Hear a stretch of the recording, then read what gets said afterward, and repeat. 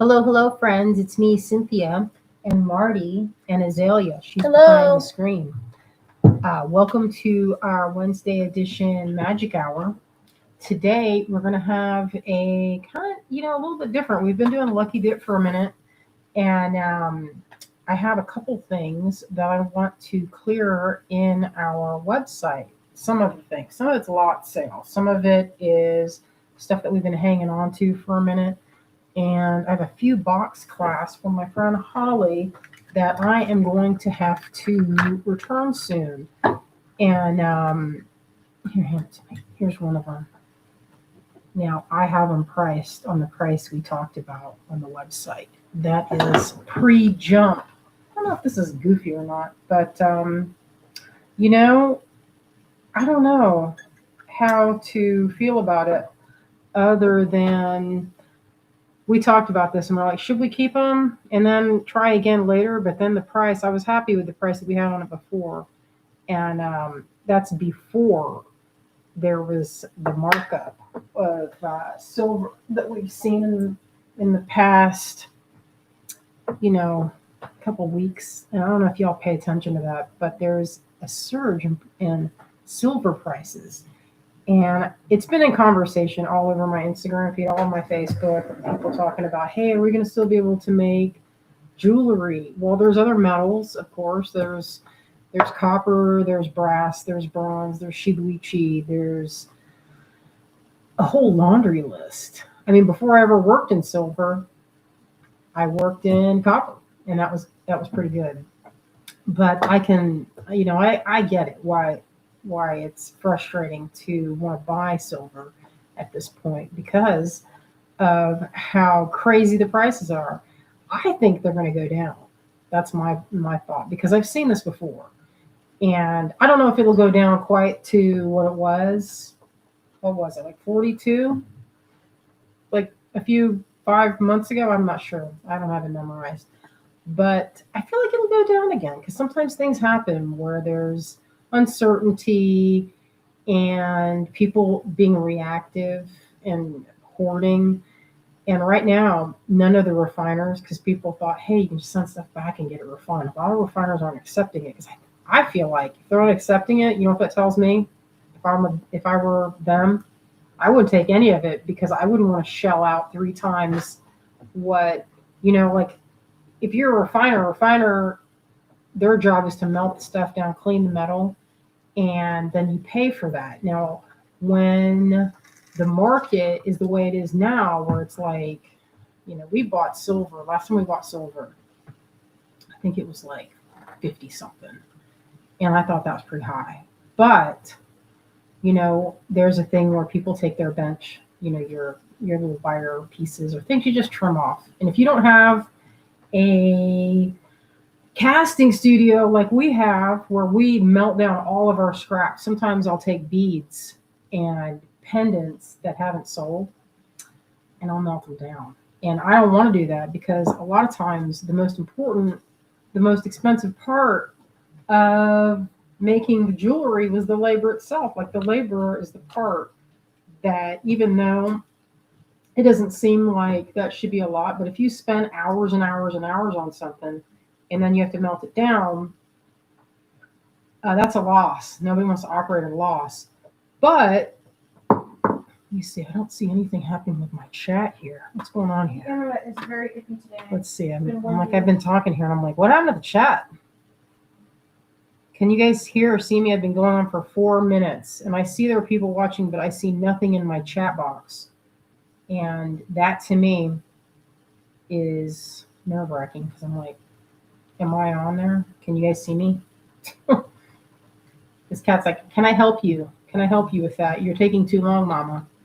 I do not see anything in my chat box, so I can't see who's here. I'm not sure why that's happening.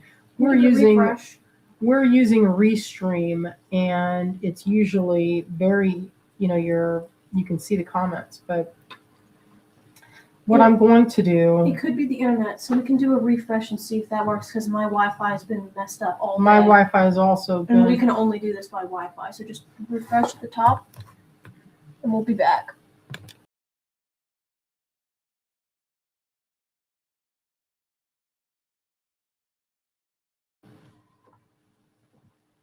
I see my. Let me see. There's the people. Where's the chat? All right, friends. This is going to be awfully awkward. Maybe you can get on your iPad and read some comments, Azalea, so I can see what's happening because I can't see any comments right now. Okay, let me see.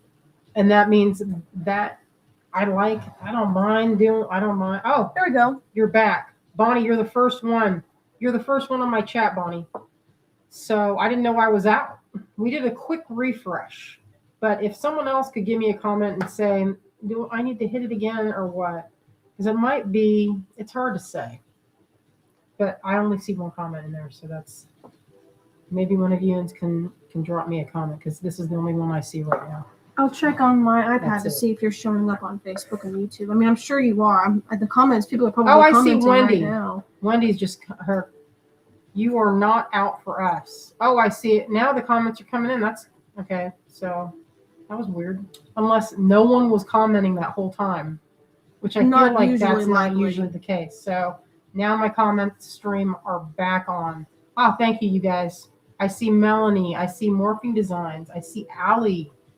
Wendy. Oh, thank you. Looking fabulous. I have on my Anne Garden. Oh yeah, we had a bunch of Enamel. comments before then. Oh, We had read 'em. Morphing Designs saying hello, Ken Steinkamp, Nilda. Oh, thank you, my Alex friends. is here. Oh, Alex is joining us. Maybe you get in there and show your thing. Allie. Azalea, show what you just finished. Oh, my Get shawl. in here and model it because she All just right. finished. I look. Oh, Wendy says we've all been today. here, and I had no comments in my comment box. I was like, am I just recording? I'm just by myself. Am I alone? Get in here, daughter. I'm trying. This big cat is a little bit in the way. Oh dang. Okay. All right. This is the shawl that I was showing the other night. You can get in front of me. Okay. I finished it. You look It's good. kind of I was thinking about doing some sort of special stuff on the sides or the edges, but it's like a kind of a traditional Victorian pattern sweater. It's just, some like a Scottish Highland wool or whatever. We found it as an estate sale. I think you've got it for me, huh? Mm-hmm. I've been wearing it all day. It's a good thing y'all can't see my face or my hair right now. I look chopped. No, it looks lovely. Chopped. Always lovely. Thank you. You know, But I've that's had what I that finished. hairpin. My friend made that for me a long time ago. Probably 15 years before you were born. When I traded for it at my first show at the North Market in Columbus, Ohio. I was going to say, do you remember those times, Azalea? Wait, no, she's not. She wasn't even around. No, wasn't even born. BA. Wendy said, would love that in green. And Pam says, so cute, Azalea. Beautiful. Thank you. Oh, I'm how actually, cute. I'm going to Very make my pretty. next shawl in green, actually. Great job. And then how long did it take? You didn't take you very long to make that. Yeah, if I worked on it consistently, I probably would have gotten it done a lot faster, but I do cycle through my projects so they don't get stale for me. But like I started a new one last night, but at the same time I finished the past 2 days, so I do finish them. I'm Just fast. pushes my hand out of the way. I'm like, if you push my hand out of the way, then you don't get your cup filled up, Goofy. Goofy. Being a little, look at how his paw, it's Azalea's now. Dang. The hairpin. Oh, yeah. No. You have a few of these around the house. Oh. Do I? That's, you know what that is? Here, let me show it. This is fun. Y'all ever do tin soldering? This is what that is. Or they call it. So pewter is essentially tin and what other alloys you want to mix with it. And this was made by my friend Tracy Green. I'll look her up and see what's going on.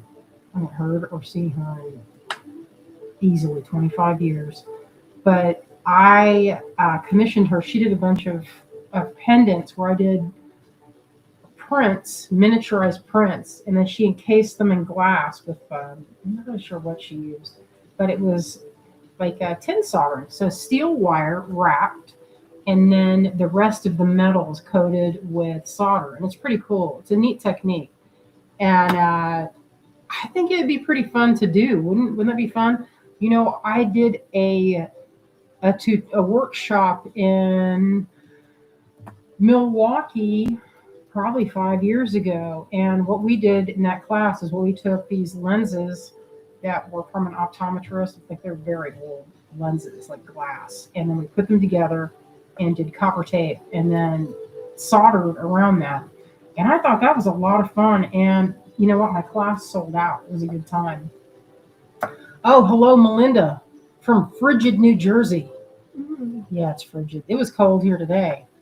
Yesterday, I took some video and I almost got in an accident like 17 times because everything yesterday morning was not around where we live, but we were on our way to go get Joanne, and everything was encased in ice. Now, I've lived here over 20 years, and I've never seen it. I mean, I've seen it with frost and ice, but usually on those days, it's kind of overcast and everything kind of has a shimmery frosty look.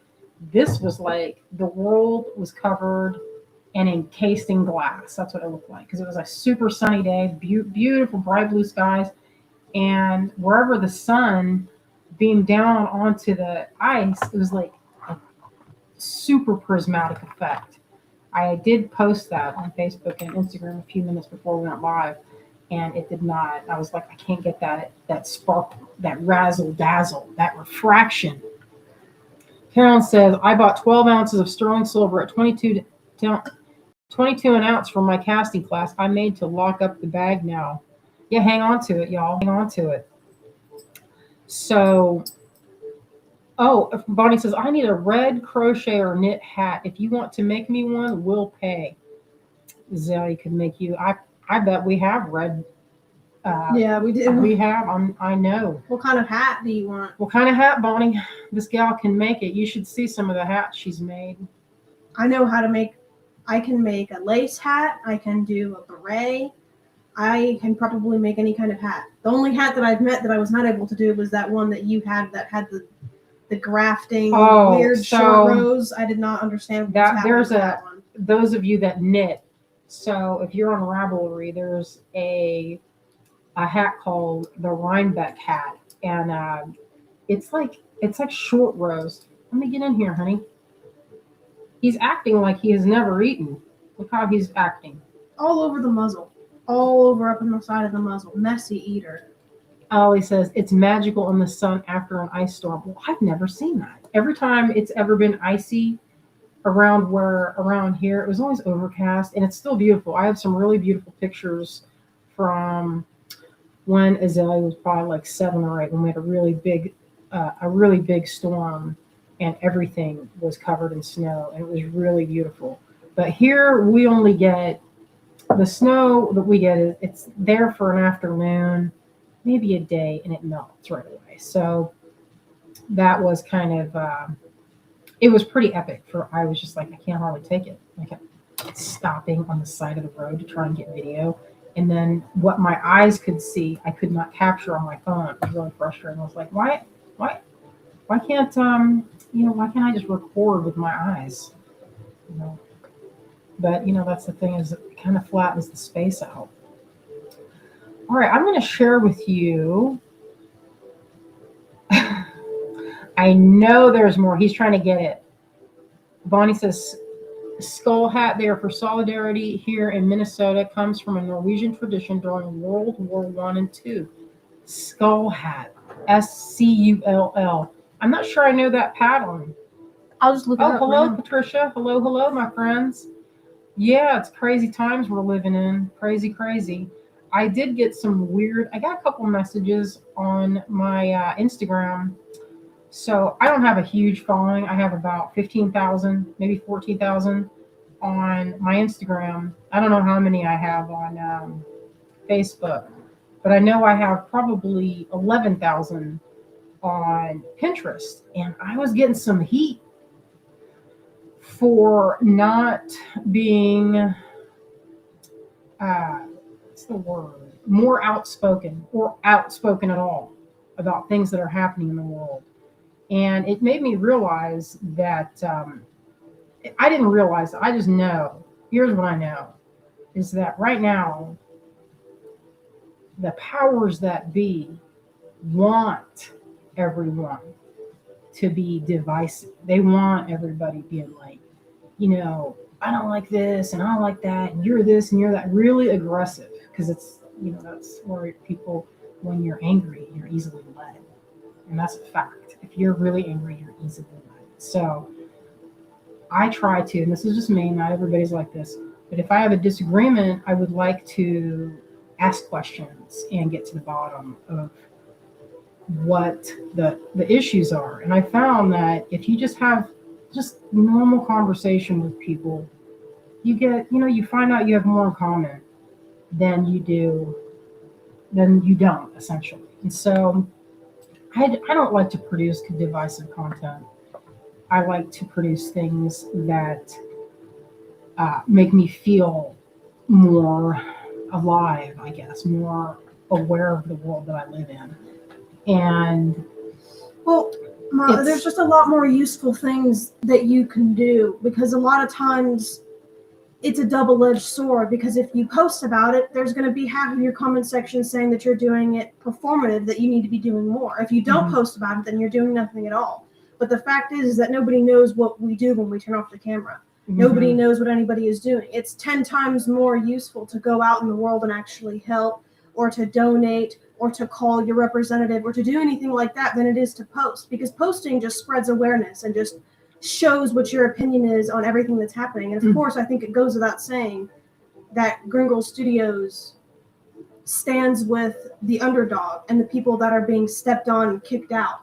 We would never side with those that are bullies, but it's more useful to actually go out and do something than just post about it, because it really is, at the end of the day, performative, because you're not doing anything.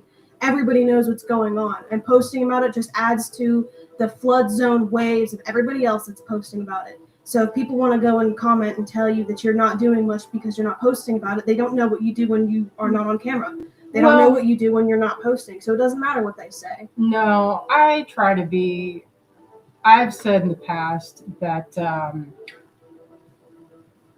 gotten into arguments with people, not necessarily arguments, but where people say you have to use your platform for more useful things. And to me, the creation of artwork, creativity, and like boosting each other up when times are dark is the best thing that I can do. That's what I can contribute. That's what I can do. And I feel like if you can do that too, if you can be a light in the darkness, that's better than nothing. And it's better than, say, if you feel strongly about posting, that's what you should do. And that's, you're right as a person. So I feel like it's important to just do what you feel is, your strong point. All right, let's flip this camera around and get some magic happening.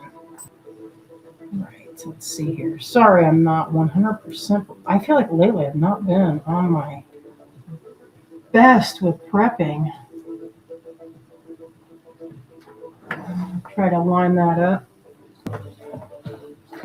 Oh, you guys want to see what I've been doing lately? I like the light in the darkness. Yes. Our Tucson plans, what is today? The 28th. All right. I want to show this a little bit. So you guys remember when I got that corn? Those corn, and I was showing that glass corn. So, I had this overabundance of time the other day, right before a live Sunday. I was like, you know what I need to do? I need to remove all the kernels from that corn. And I'm going to prepare this. There you go. Karen says people need to contact their reps to voice their opinions. I think that's one of the things that you can do. There's a lot of things that feel some people will say it's kind of hopeless. But you know what, Carolyn, I've been doing that since I was 16 years old, when they were trying to, like, our teachers, I grew up in Orlando, and the pay for teachers back then, like one of my English teacher, it was funny. I saw him at like Sam's, and I was like, what are you doing here? I can't remember his name now. And he's like, oh, this is my second job. And I just could not believe that they were firing more teachers. And this was happening, in the 90s. And so I protested and wrote to our local, lawmakers. And I felt pretty good because we had some traction with that. It kind of worked, like it was nice to see that kind of thing when people get together. But what mostly worked was writing letters. And I got all my friends, and we wrote a bunch of letters. And I feel like it works. And you know what? I was talking to a friend of mine who, at our local yarn store, Pearls, they're all the time. They're big activists, for the community and for the LGBTQ. What's the other part of it? I don't remember the rest of it. Azalea's young and she remembers. I do not. So anyway, they were saying letter writing is probably one of your best bets. To just let people know how you feel, and that way you get some feeling of being useful. Yeah, doing what you can where you can. Like if somebody, came to you for, asking for help, then that's your moment. That's your time to step up and help. Because obviously there's going to be things that are more helpful than other things, and you just ignore those people that tell you that if you get somebody saying you need to post about it more, just remember that there's a lot of people posting about it right now. Mm-hmm. And that post that you're going to spend all this time writing, that you could be writing a letter to somebody in a position of power, Mm-hmm. is just going to join the flood. Like back in 2020 when everybody was posting black squares, that didn't really do anything. It shows people how they felt, but it should be obvious how we feel. I don't know. I feel like it's very clear. I think for us, we like to just let everybody kind of do their own thing, and you just live your life. We live our life. Everybody is kind of just does their own thing and not worry about what other people do. Well, in some cases, not in something as serious as this. Well, I didn't mean like you just ignore. I meant like, as far as like passive resistance. I don't know. It's a hard call. It's a hard thing to talk about on live. Yeah, I'd like to kind of get my thoughts in order before I just start talking about it. I got these on the internet. I don't remember where I got them, but I bought a stack of them, and I didn't know what I was going to do with it.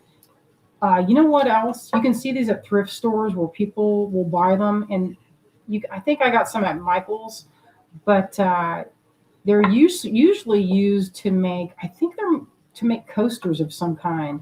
But my intention was to put a layer of epoxy putty. They have the lightweight variety, and reconfigure these guys and make this into kind of a mosaic of shifting colors. I'm gonna take these and put them in a different, like there's some that are kind of a white. I don't know if you can see these very clearly, but they look like a whole nother world in here. Like doesn't this look like rhodochrosite right here? And then this one is kind of like jade. This is my favorite one. This was one of those cobs of corn, that glass corn. Look at it. It's like that's how deep it is. It's about a cup. And I thought, I bet I could get out of one of those, I think I could probably get two of these. I have to dig for the box and find it. But I thought it'd be very relaxing to embed these guys in a surface and then cover it with resin. And I think covering it in resin will totally keep it from changing or altering. But I also wouldn't say to put this in a window. If you were to display it, don't put it in the sun, because a lot of natural pigmented things like this, these dark colors, will fade. So, that's the trouble with natural pigments and things. Like natural dyes, natural inks, a lot of that stuff is what they call, what's that word for it? There's a word for it. I'm trying to think of it here. Somebody knows. Wendy says, what an amazing craft idea. Well, you know what? I got tired of looking at these collecting dust, because I was sitting there going, I love the color of that glass corn, but I hate all that dust from that husk part. Like, I don't know if you can see this, how they have like almost like velvet, where it's like a darker, almost like there's a white and then the color is around it. And I love doing that with resin. Tonight I kind of wanted to do something with resin, but I wasn't sure with the humidity that if that would be a good option, because sometimes it doesn't want to set up when it's kind of like weird weather. These have a kind of neat, I thought it'd be cool. So I have, let me see where it is. I'm hunting around. Oh, so I was going to do this thing where I had some resin pieces that I've been hanging on to. I have a bunch of them. Samples and things that I've made. I don't know what happened to the part. There was one sitting on the table. Probably in my pocket. Check my pockets. Not in there. But this is one I made a really long time ago, encased a little root baby. And I thought, man, wouldn't that be cool?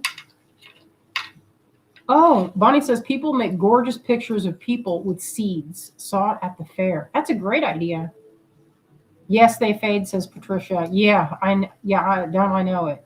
I've made some cool things in the past, but it does fade. So if you do make something, get ready to put it somewhere where it isn't in direct sunlight. Originally, I thought, hey, I could make these resin pieces. I got a dome sitting here that I made. It's actually what you would call a carbuncle, in that it can contain oh, here it is. So I made this little resin thing. Yeah, this is resin. But I thought, hey, wouldn't that be cool if, like, I don't know, I was trying to think of the different, just different ways I could do it. Like, wouldn't that be neat if that were set in there, like, and then you had maybe different ones on the outside. And if it did fade, it kind of could look cool if you did tinted resin on top of it. So just some fun ideas. I don't know. I thought it'd be neat to try and play with that. Oh, yes, the root baby. That was what I was going for, is to try and make. I used to make these where, when I was in high school, the thing that I did was I did little pieces of wire, and I sculpted on it with old white Sculpey. You guys remember that stuff? I mean, it would break. You just look at it sideways. And the reason I encased them is because they didn't hold up. So that was a way to keep them from breaking. And I used little dragonfly wings to make the wings different, actually all different kinds of, no insect was safe. I mean, you in Florida, you find dead insects everywhere. Any windowsill, you'll find them.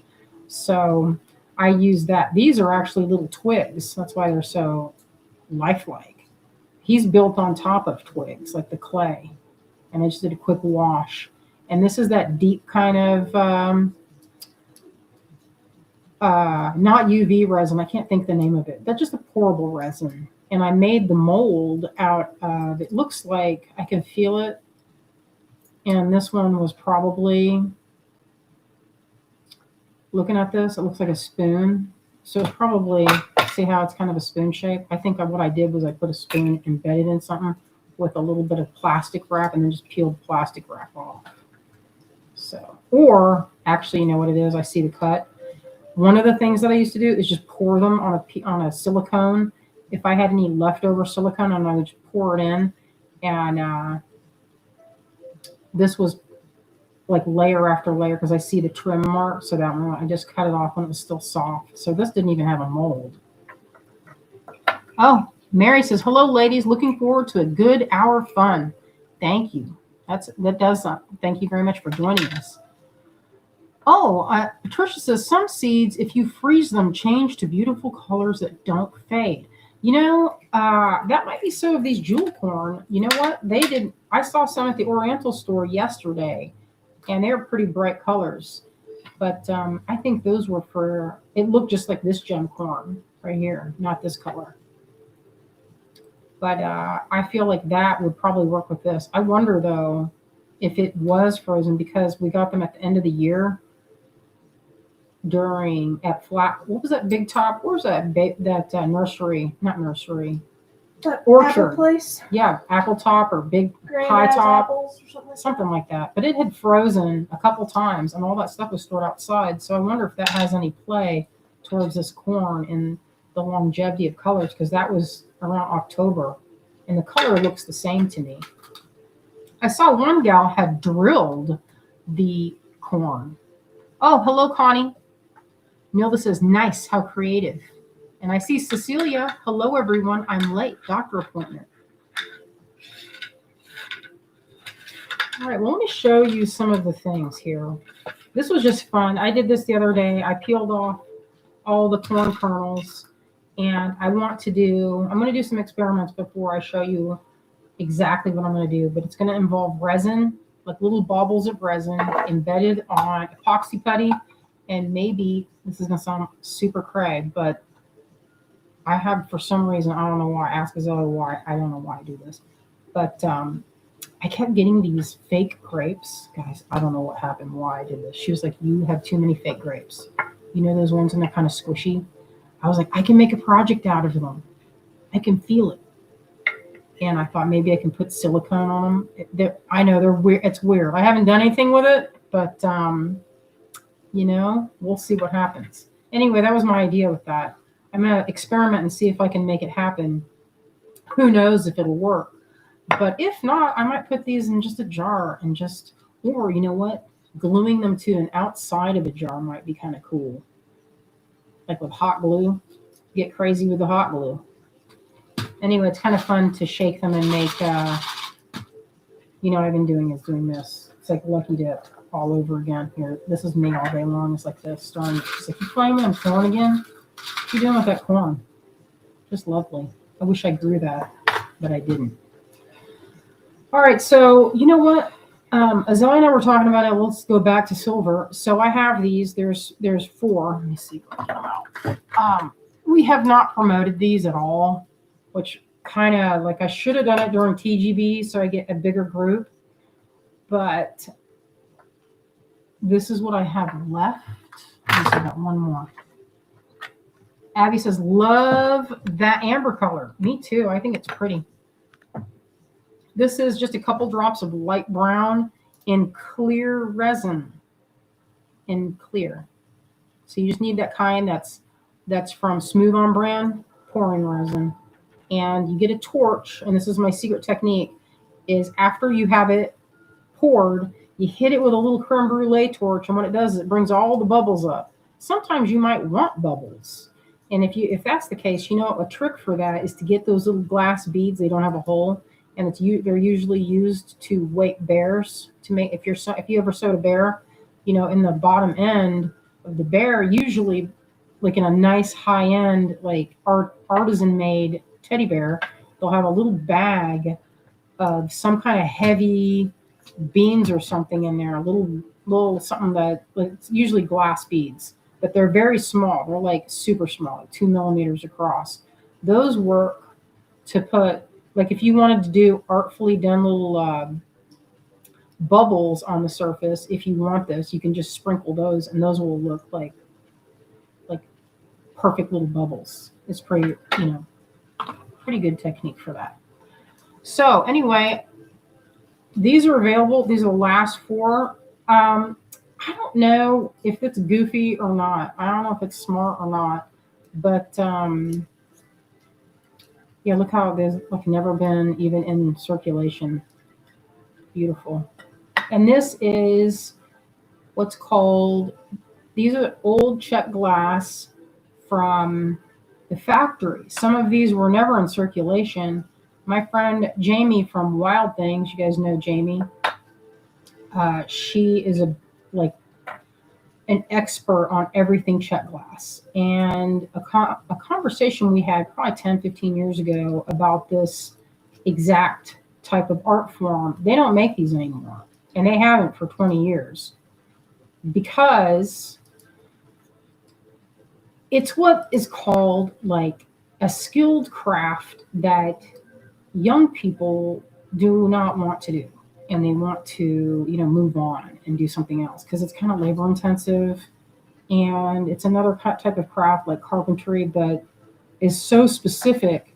There isn't really a market for this type of thing. And at the turn of the century, this type of glass work was really popular for buttons and jewelry that they called paste.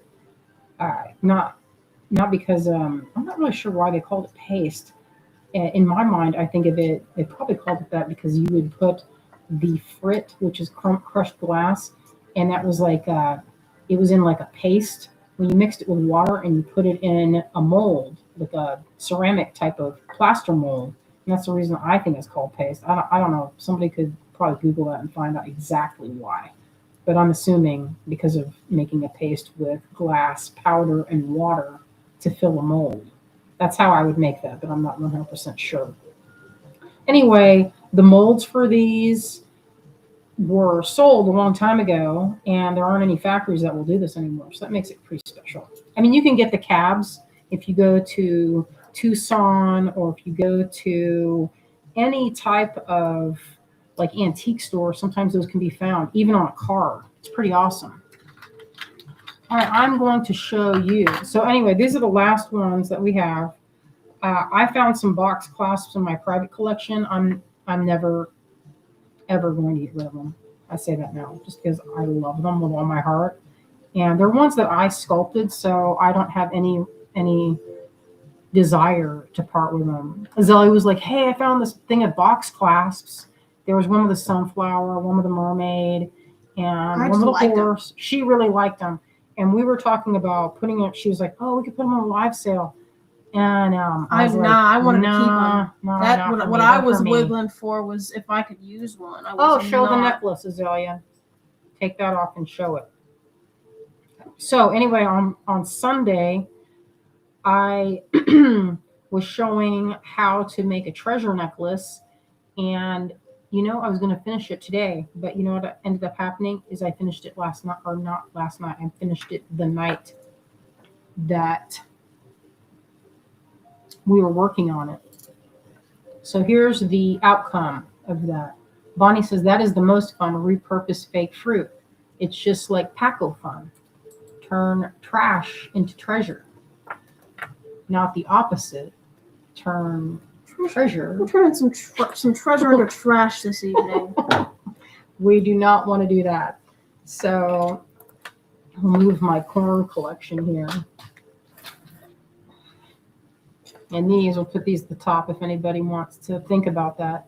So right now, I'm just going to say we have it at the old price. So I don't know if Holly, she's going to be like, what did you done do? Be like, well, you got more than you paid for them, so that's good. But we'll see, we'll see what happens, if that's goofy or not. So anyway, this is what I made. This is temporary because I want to put a heart clasp on there, and I didn't have one ready. So what it is just like a slide to tie it into a knot so that she can at least wear it. So these are those tube beads that I bought in Tucson last year. Right here, you can see that. I bought 2 strands. I could only find 2 strands. And I love the silver and gold together. I mean, brass and silver. But this is a heart that I made. We talked about that on Sunday. It's glass. And this is a piece of, I think this is gem lepidolite, tourmaline, citrine, serpentine, gaspiite. This is 2 colors of Peruvian opal, peridot, 2 kinds of peridot right there. And then this one is, that's a ruby that I carved. And this is holly blue agate right there. Ametrine. What is this blue one? Oh, this chalcedony. More holly blue, these 2. And then this is a glass bead. Didn't that come out good? I didn't know I was going to do a rainbow until that happened. That's just what struck me. So I changed a bunch of those beads around. So I got this. And got some good info from y'all and switched out some of the beads, because sometimes the color, you want color and texture and shape to play a part. These are all like hand carved stones. They were never on a strand. Most of these were from like either I carved them or they're from our friend Africa John, who has since passed. I think he passed like 4 or 5 years ago. But I think this is one of Donna Conklin's beads. I feel like that's I got that at the last Oakland show, because they were not even, the strand wasn't even broken. Anyway, that's what we made that was the finish of the amulet necklace, where we bore out the holes here. They didn't really need to be bored out. They needed to be polished or made not sharp, dulled down, I guess. This is the opposite of polishing. So there you go, little daughter. Oh, thank you. That's my favorite right now. I've been wearing it a lot. it keeps getting with my necklines that I wear though. It keeps getting like underneath my my sweater, so you can't see it. But I be wearing it a lot. All right, let's see what I have. So I have a couple things from our lot sale. I don't know if y'all are interested in Old this type of. prices. These are some. I guess it doesn't really matter with bronze because the copper. I mean, copper did go up, but since we have these from a while ago, we're just going to mark them at what what their my cost was. So we didn't like factor in like new metal, if that makes sense. So this is lot 573. If you're interested, let me pull this down a hair. We'll put those there so we can think about them. This is the pendant. Maybe I move them over because it's making it hard to focus. This is the little octopus inside a shell. It's one of my more recent pieces. Is that in focus? Yeah, there we go. Oh, Allie says lots of good energy in those stones, Azalea. Yeah, I made it with the idea that it's like an amulet, like a talisman. Like you wear it to be like you would feel kind of like spirit armor, I guess. It's kind of interesting because Greg went to this Jewish temple down the street from us, a couple miles away, to hear and see if they were speaking in Hebrew. He's practicing Hebrew for a few years, so he could do some detective work of his own of translation. And funnily, nobody spoke Hebrew, except they were just reading it, and they were reading it phonetically. They didn't actually speak it, so he was kind of sad about that. But one thing he did hear was some interesting advice by this when he was listening to I don't know if it was a service or what, or maybe it wasn't. Maybe he was listening in on a conversation, or maybe he was having a conversation. I didn't get the whole story. But anyway, it was where you take, if you have something, maybe it's a charm, maybe it's something, a necklace or something, and you consider that for that to be a sacred object, you would not have it or touch it or even look at it if you were in kind of a terrible frame of mind, so that you could only touch it and put it on if you were feeling like really like in a very good vibrational state. And I thought that's kind of interesting to keep it. Maybe it could be the opposite, where you put it on when you're feeling low. I don't know. Anyway, this is $28 if you're interested. It is bronze. We have 3. It's $28. And the lot, if you have never done this with us, here's what happens. You put down the lot number. You just put the lot 573, and then we will send you an invoice. We haven't done this in a minute. So if you're not familiar, that's how we do it. And if you have never shopped with us at all, do us a solid and see this email address at the top. You can email there, and what we can do is then find the email address that you would like the invoice sent to, and then we can send you an invoice, and it'll be through Shopify, so you can track everything and make it easy. We'll just leave those there for now. Okay, so I have these little moon faces. Y'all know how much I love these. I have 2 of these. This is the moon face. This is one of my more recent, couple years, I think. I carved the back to have the dark side of the moon. This is the front side of the moon shining its bright face at us. $32, bronze, nice weight. This would make an excellent amulet. 572. I think I've asked this before, but do those patina paints that we use, do those apply? Can those be used on any kind of metal like all these? Yes, you could patina these if you wanted to. Patina, and it's not hard. Would be satisfying. It is satisfying. Now, I do not use what is called a traditional patina, where you're taking ammonia or sulfur on bronze, not on everything, but some of the metals corrode, and that's where you're getting the color. But the problem with that is it's actually eating away the metal to get the color. So Anyway, if you want to do that, if you want to get that blue, you would use something. I've done. My friend Kurt, he actually scraped a statue for me one time and got the pigment powder and put it in a little film canister. This is how long ago this was, and I made paint out of it. It didn't make a very good paint, but what's this? Oh, these are new signs. So yeah, some of these that I had to cut the tag because it got stuck. Oh yeah, yes. Lenny says, I have a dear friend who lived in Chicago and she taught Hebrew at their temple. Sadly, they've moved to California. Yeah, that's sad for you. All right, so this is a clasp that my friend Jessica Weasel carved for me probably 20 years ago. We did trade for each other back in the day, and she came up with this ingenious clasp design. It's a beautiful 3D piece. It's one of our better selling. I don't want to say bestseller because, like, I think our very best selling clasp is kind of a boring clasp. I think it's this one right here. Yeah, that's in silver too. I think. I think Dad told me that a long time ago. Yeah, that's because it's the durable. Branch toggle. This toggle is our best seller. Durable, simple, easy to undo. If you have maybe like shaky hands or long nails. I've put this on a million different things over the years. It's our best. This is our best seller. Bracelet and necklace. To be honest, it's a good one. So anyway, this one's $48. I know it's a high ticket item, but if you put this with the right things, you will make an epic necklace. Now I made one with amber. It was beautiful. Oh, you're wearing amber right now. I am wearing amber. Check this out. Put that with it so you guys can get a feel of what would be good.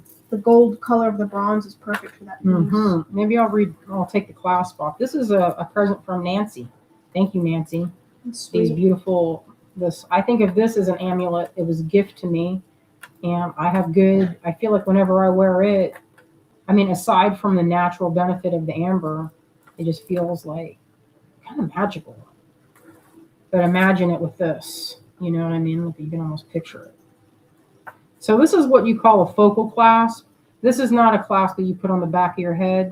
This is the clasp you put in the front of your face because it's epic. So I would do this where you have one side, like this side is like, say it's on, you could be in the front or kind of like this. And then this part would hang. And see, you just kind of turn it. That means it's not going to just come undone.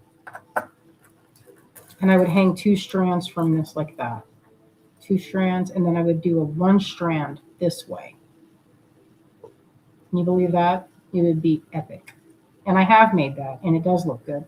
But this one would be one that you would want to work on the weight and make sure that it is balanced. So you'd have something kind of small on this part of the clasp, maybe in an 8mm, maybe even smaller, I would say, or chain, and then have this as like a double, like if you can picture it. We'll cover that up so it's like, we'll pretend like it's real. Like that. And then the rest of it, or maybe even this. Even, it's wide enough, that little hole, to do multi-strand. So anyway, if you're interested, this one is $5.96. We'll put that right there. You can get a look at that. What else do we have here? Oh, look at these big ones. All right, so this is a great big mermaid. This is one of we sell this one a lot in the summertime. This is a summertime piece. Even though it's big, you wouldn't think, wow, why people would not want that, but they do. And it gets paired. I see it all the time on Instagram, paired with pearls. That's what I would do. And I have done that, where you have 2 ways to hook it up. See here, there's a loop here and a loop here, so it would hang like this. And if you look down at the bottom, her hand can hold a big pearl. We'll take this piece of corn and pretend it's a pearl. Look at that, if you can just picture it. That corn is not bringing me joy, but you get the idea. Look at this corn here. It's a little bit better. Playing with your bowl of corn again? My corn is getting multi-use. Multi-use. I got a bag of these beads. I can spread them out. Oh, that's not beads. These are beads.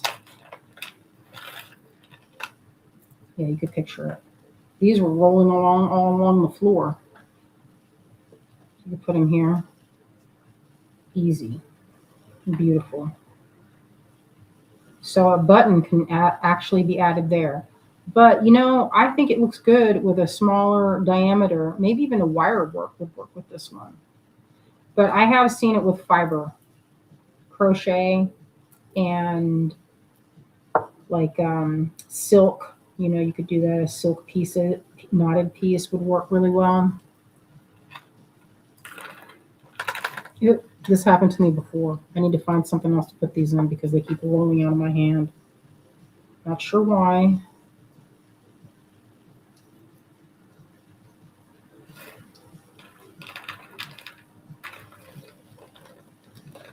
Okay, so what else do we have here? So this is lot 600 if you're interested, and it's $42. Okay, I have, how many of these? I have 2 of these. Okay, these are 12. So this is a cute one. I've already gotten a lot of use out of this as a new thing. I made these specifically for my treasure necklaces that are in the mini size range. This one would be perfect for the latest Gaia's Dip, which is all almost, is that one all sold out, is it? I think we have like 4 left. If there's any left, it's like very small. There's probably like 2 left, if that. I would say that size of bead would look great with this. You could do where you knot in between. It has pretty generous sized holes right here. Wendy, did you see the size of these holes? Pretty ample. You get it. You could even get, I love this stuff. So this is I guess it was considered paracord. But anyway, I did Azalea's necklace with this nylon here. And it's, I don't know how many strands are on there. It's kind of it's actually sold as a yarn, but it's nylon. And it's pretty durable stuff. So it is too wide for this, but I don't think it's too wide for this. I think this might fit it. Let me see. We'll just do a sample and see. So far, so good. I'd need something to push that through because look how it's like this. I hate when that happens. Mostly going through there. If I had to stiffen this up, and I would do that by stretching this a little bit and stiffening it. Right now it's too loosey-goosey to fit, but there's a little nub of the plastic that's kind of made it, I flattened one end and that one, so it's not fitting through there at this moment. But if you were to use a thick cord, say with those big hole beads, that would work. So we have 2 of these guys at $12 each. Let's see what else. What's this? Oh, and before I forget, we have an event coming up in a week or so. And it is the Little Crafty at the Arboretum. So if you're in town during, I want to say it's the 7th and 8th, or maybe it's the 8th and 9th, but it's on a Saturday and Sunday. And it's coming up. There's only like 15 other vendors. So I put that there. Look at this little itty bitty cutie. So this tiny little bunny, this is also a weird surprise that this one is a top seller. You wouldn't think it, but I guess people use it. You know, I've seen this one as a charm that people add to like the end of something, you know, like a dangle on a bracelet. There's one of my customers, she posts really beautiful, like big silver clasps, and it's like a bracelet, for a bracelet. And she would have some charms hanging off of it. And I thought that was pretty cute. So that's 12. Oh, hello, Nancy. Nancy.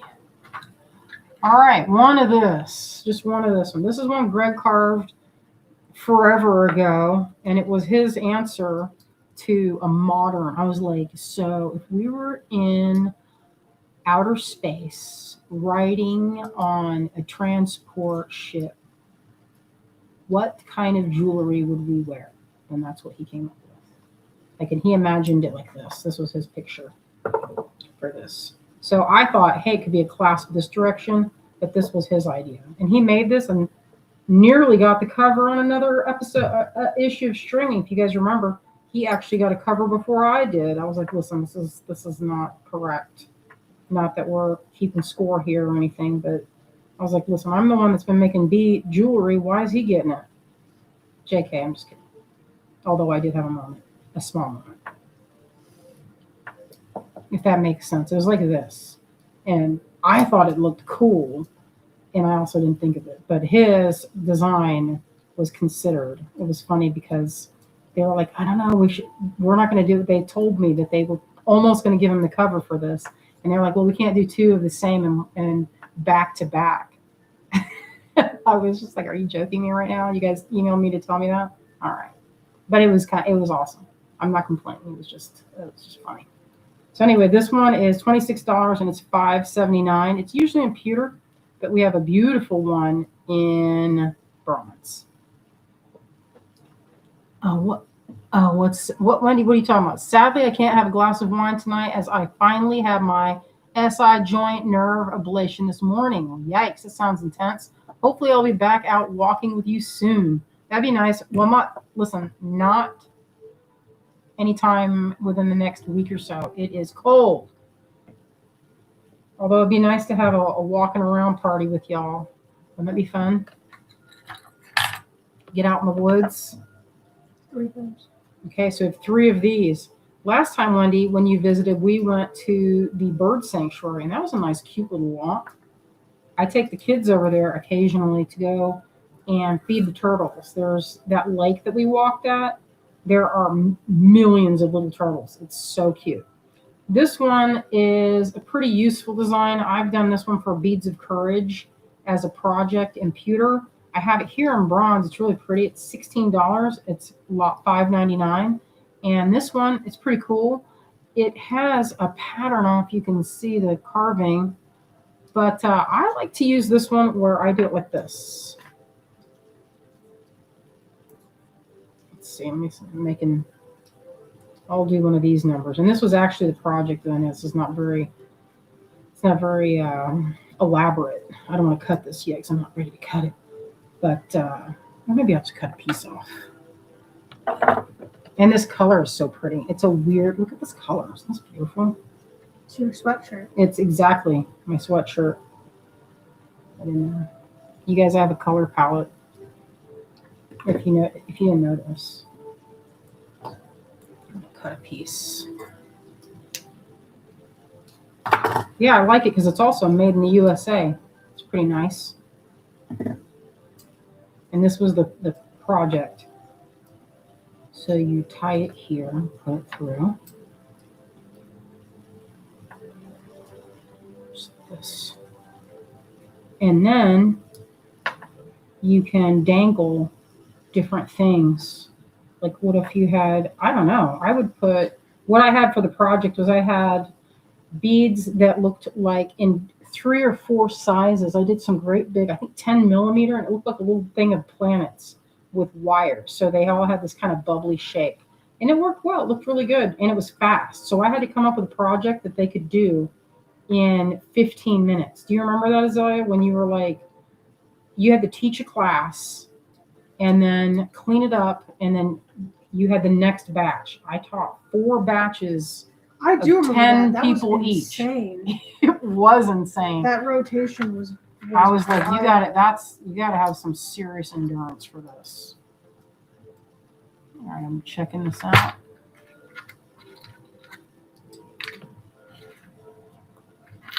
All right, let me see if I can get in here.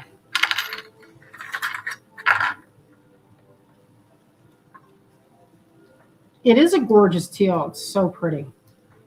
Okay, so let's see. What is this? Okay, so this is a Tree of Life button. It's $12, $5.98.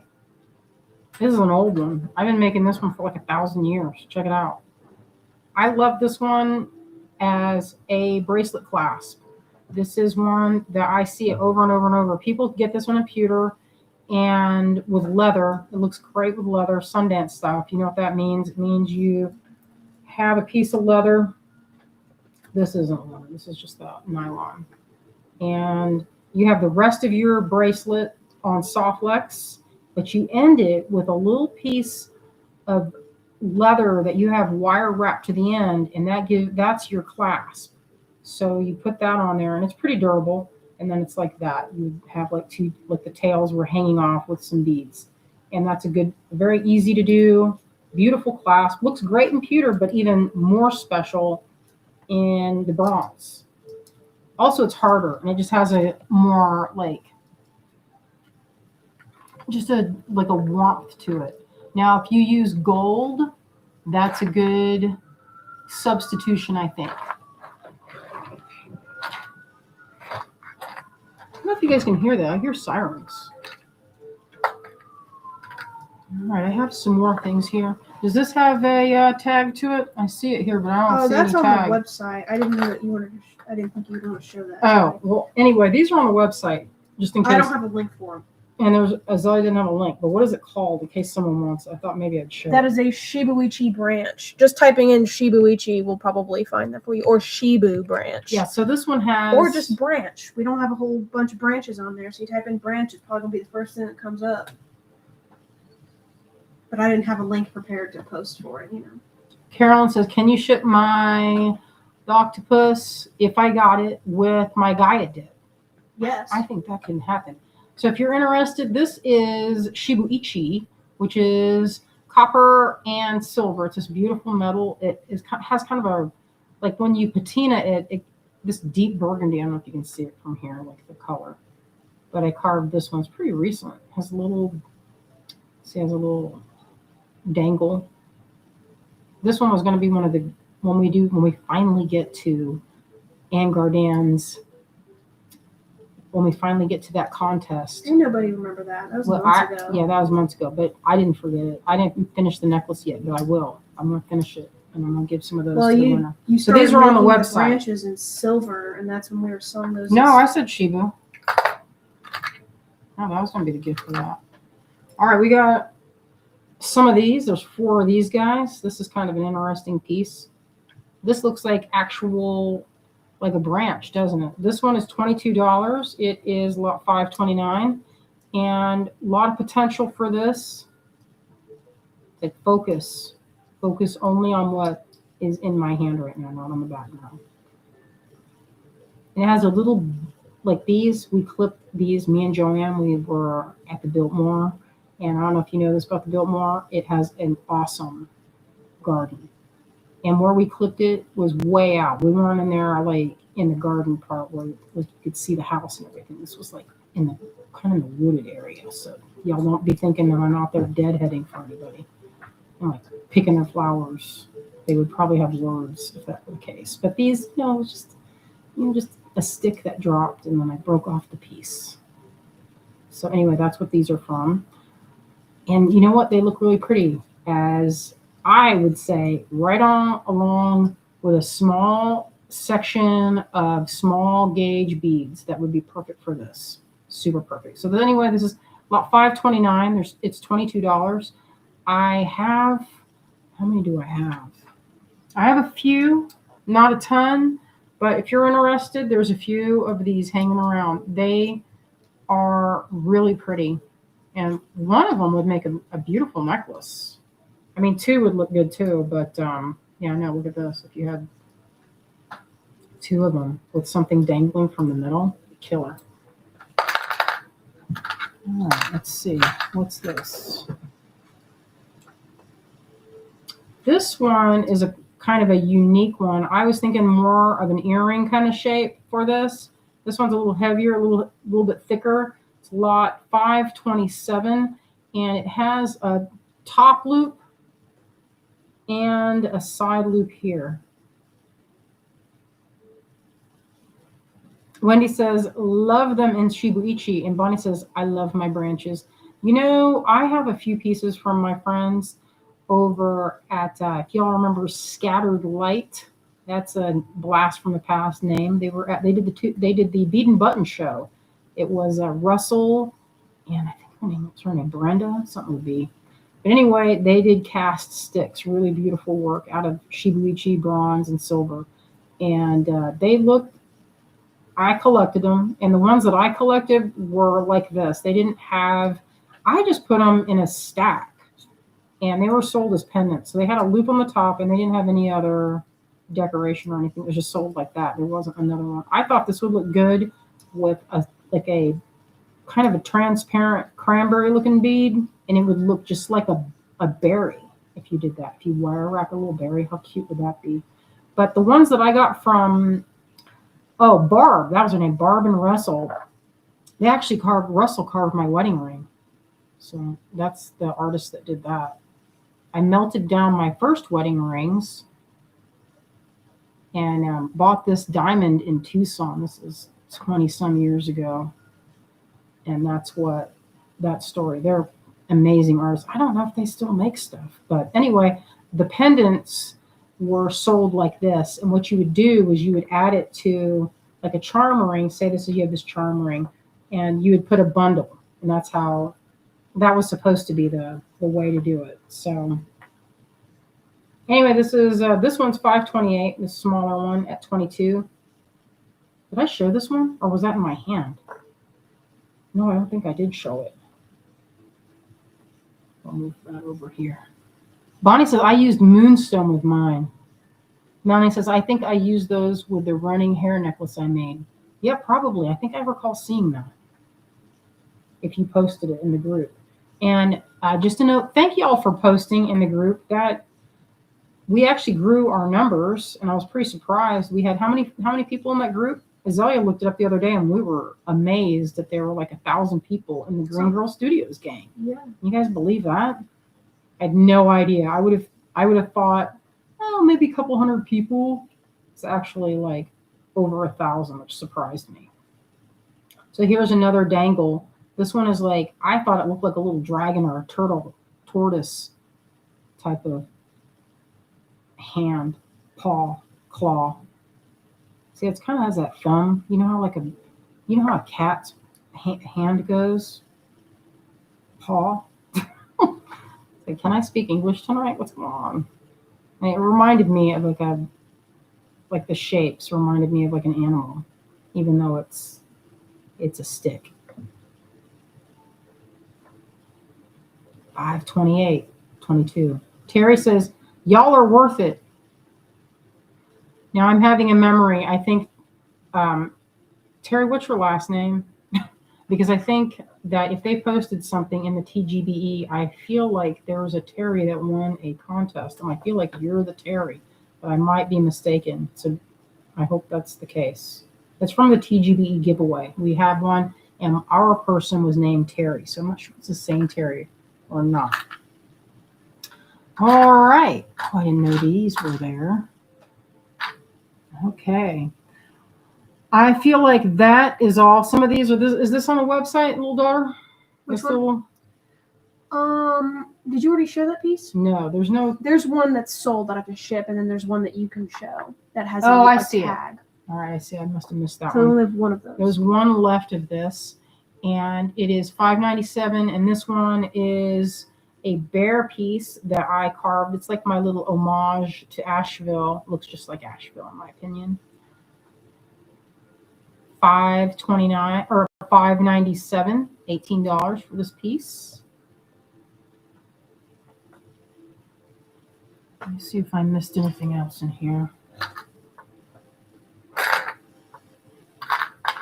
I have some silver, but I hesitate to put, the only silver we put out tonight are these box clasps. I have to return them to my friend, and if you want them, this is the time, because I'm going to talk to her and like sometime this week if they don't sell. So I will return those to her. But if you would like to get one, it's probably one of your last opportunities, unless, because people are hoarding silver right now. At least the people that I know, nobody is wanting to part with it just because it's so precious right now. And I don't know. I feel like that's pretty good. So if you want to get in on that before more price hikes, I feel like this was done. We priced these a few, what was that, 3 months ago? 3 months? That was before the price increase. I feel like silver's going to drop. That's just me. I don't know if it's true or not, but I'm not going to, I can't foresee the future, but maybe even out at 60. That's my guess.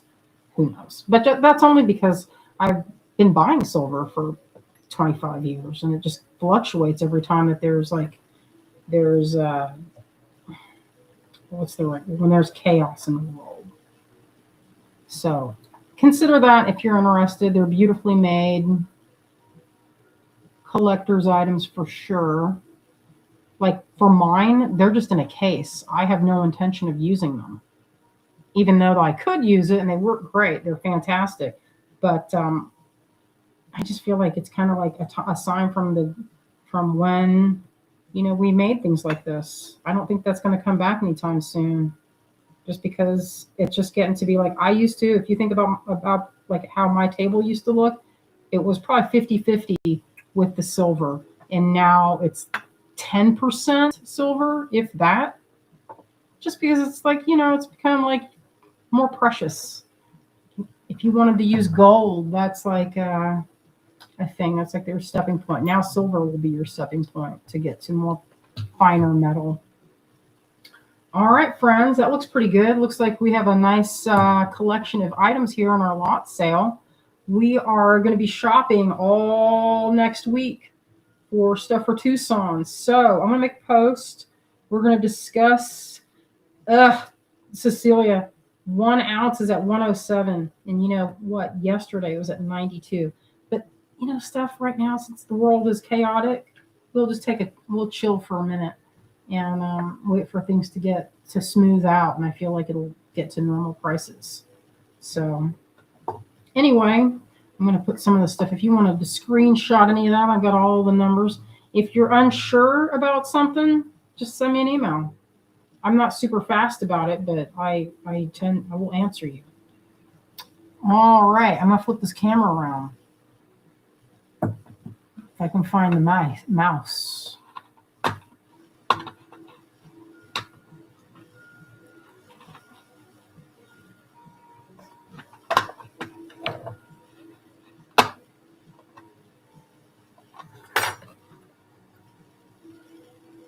The cat's ready for his treat, I think. Is he? I think he's ready for laying down.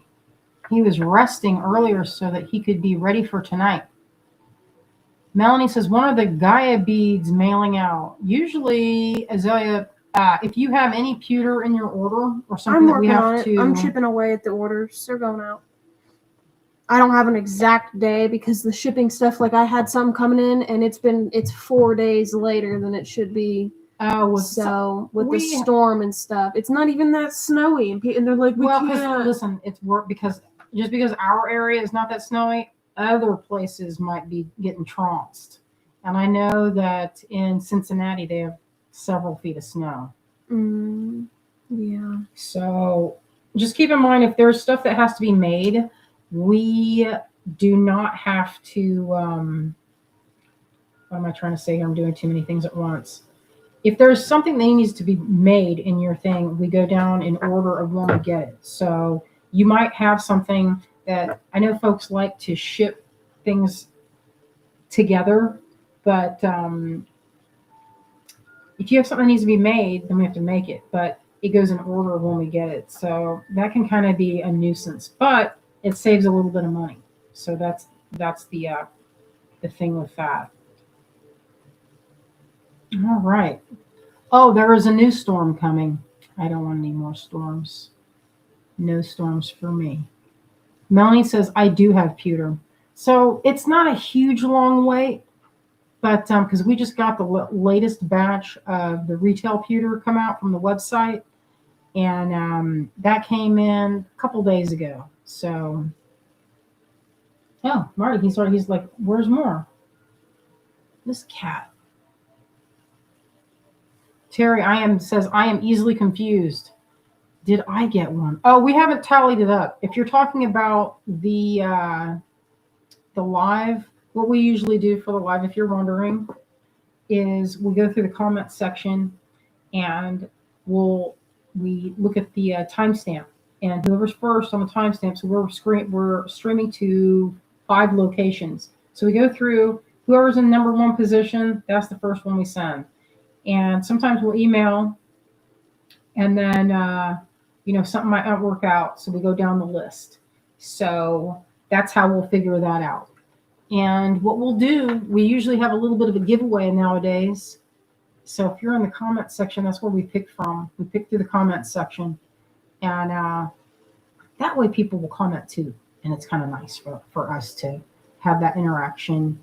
And also the reason, if you're wondering, why did you giveaway? Well, the reason a lot of people will do a giveaway is so that you get content or engagement with the audience. And it makes it nicer for both for at least for us, so it doesn't feel like, you ever been on a live where there's nobody commenting? And man, I've done lives where like 2 people commented through the whole thing. It wasn't our feed, and this was early on when we were first starting out. Boy, it feels like you're talking to a classroom with like 1 person sitting there. It can feel super awkward for everybody involved. So we really appreciate it when we do get good, like a good back and forth with our customers and our friends. He looks a little like he's grumpy. Well, maybe because maybe he's not feeling particularly dressed. I forgot to put his tie on for this. Azalea was talking about making him a new outfit. Carolyn says, Azalea, print the labels in case the power goes out.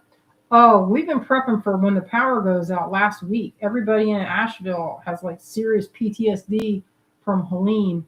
When they said there's a snowstorm coming, there was easily a week before when they were predicting it. There's like all the water, the gallons of water were sold out everywhere. We're like, I have to go to Greenville to go get this? Come on now. So yeah, we got ready. We learned our lesson from that. And we're like, we got everything ready. We got all the food. We charged all the batteries. We were like getting blankets ready in case there's like, we bought firewood. Like we hadn't used that fireplace since we didn't need it during Helene because it was warm outside, thankfully. But we generally don't use the fireplace. Oh, Nilda, thank you. Give a thumbs up. Yeah, it's free. I love that story. Yeah, anytime you get interaction or the back and forth, then it raises your position, at least in YouTube, but you'll get shown, our feed will get shown more, and we can kind of attract more people. So it's kind of more fun, All right, my friends, just a quick reminder, we have a little crafty coming up. We're going to be doing some shopping. This time when we're shopping, it's going to be different than in times past. We don't have a long time that we're going to be there. We're probably not making any videos. It's all appointments, and it's going to be back to back. We're not making any kind of party plans. We're not making any kind of social plans for this one. It's strictly fast buying, because in years past we've had, if you have, say, a free place to stay, that makes a difference. Like one year we stayed with Jean, our friend from Deeds of Courage, and then that expands your buying power because you're not spending $2,000 on a hotel. But since we don't have the same kind of buying power with the hotel situation or an Airbnb situation, it's going to be different this time. So just a fair warning, it is not going to be like what we used to do. Wendy says, I was laughing here because of all the things to sell out was bread. Still had water and stuff in the stores, but bread. Weird. We didn't buy that much. I don't eat a lot of bread. For me, I don't want to buy a lot of, because it's not practical. He is so cute. Practical. Yeah. It's going to be nice. It's going to be nice in Tucson. All right, my friends, we're going to tune out right now, but just remember, we will be next first weekend in February. We have the Little Crafty at the Arboretum. And if you don't know, there's a troll exhibit that's only going to be up till the 15th. And it's pretty famous. Like those trolls, they're like famous from, I think there's one in Portland that lives under a bridge, and they're made out of reclaimed wood. I'm not sure what all, but it looks fun. It looks like a good time, and you find them throughout. They're all over the Arboretum. There's like 10 of them, and they're massive. So if you're thinking about coming to Asheville, that would be a good time within the next couple weeks, because that exhibit's coming down soon. All right, my friends, we will see you on Sunday. All right, I'm thinking Sunday. I have some plans to do some UV resin, so I have to catch up with some things. I'm gonna be making some pins and stuff to sell for the show. We could do cold porcelain. Azalea says cold porcelain. I was actually just watching videos about that just now, and I want to make some with like the when you use a cornstarch and glue and vinegar. I know like one that's not the cold porcelain that I know about, but I've made it with two-part polyurethane resin using porcelain powder, and that is a very durable way to do it. But we have made clay out of cornstarch. They didn't call it cold porcelain though. That was just called white ornament dough, I think they called it. People right now are like it's people are doing it on the internet a lot where they're making it's like cornstarch or flour or something. I have to go look up the recipe, and then when they sculpt it and they let it dry, they then coat it with UV resin to make it sturdy, and then it looks pretty cute. I have seen that. Because if you've ever used cornstarch clay is very smooth. It's way smoother than paper clay, and it absorbs color. You can watercolor on it, but if you watercolor too much, it'll fall apart. So you got to be ultra gentle. Anyway, we could do a little bit of that with. I have some projects for the resin, but that sounds like a lot of fun and something we should get into. All right, my friends, I will see you on Sunday. All right, friends, good night. Good night.